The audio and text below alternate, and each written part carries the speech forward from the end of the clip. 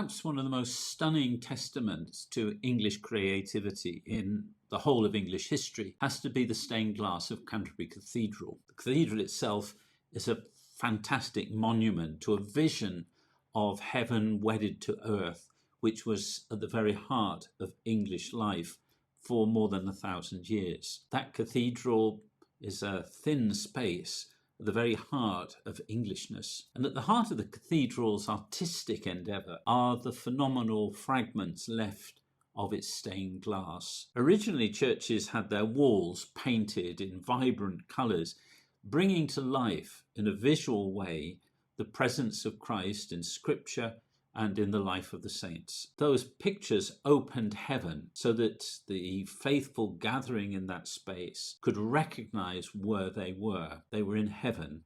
A little foretaste of it as they gathered for the Mass, for the Eucharist, to feast on the body and blood of Christ, to become people immersed in the very life of God himself. The stained glass windows that envelop that sacred space are a work of sheer genius. With the sunlight pouring through them, it turns the interior of the cathedral into a jewel box. It's full of living light, and the images are painted in such a way that the vitality of the scenes is not diminished by being permeated by sunlight, but rather these strong calligraphic lines create rhythms and presence. I'm fascinated by that glass. I find the brilliance of the artists that created them sadly neglected in the annals of art history. I think there's nothing quite like it that's been achieved in English history, either before or since. And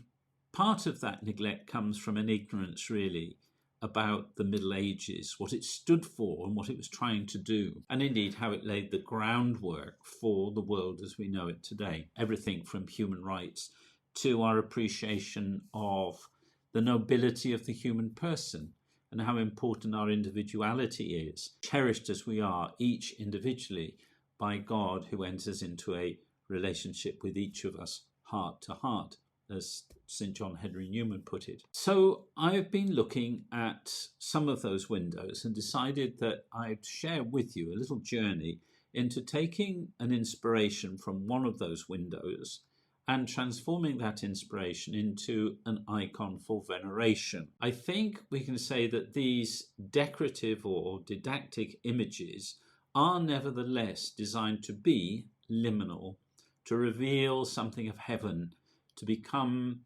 vehicles by which a greater world breaks through into the world in which you and I exist. In the upcoming course, I'm going to invite you to join in a journey with me to explore one little window, or should we say one fragment of one great window from Canterbury Cathedral, showing the holy prophet Elijah being taken up into heaven and Elisha being left his mantle. It's a beautiful, delectable image. It's profound and yet simple.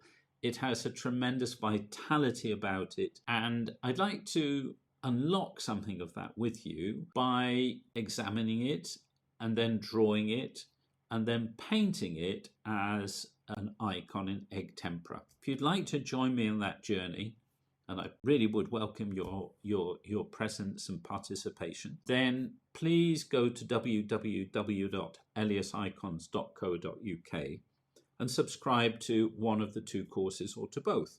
The first course will be an analysis and drawing, and then the second part will be painting. Both of them will have all sorts of fascinating details in them, because colour is an integral part of how you tell the story, especially if you think you're dealing with an image which is being flooded with light. So it's not just about the shapes and the forms, and not just about the content, but it's actually how it's made, how the lines are constructed, the geometry behind it, the vibrancy and choice of the colours and how they work together. So it'll be a fascinating journey, and I think one which everyone will enjoy. So if you're interested, it'd be great to have you with us. Please follow the link on www.eliasicons.co.uk. Hope to see you there.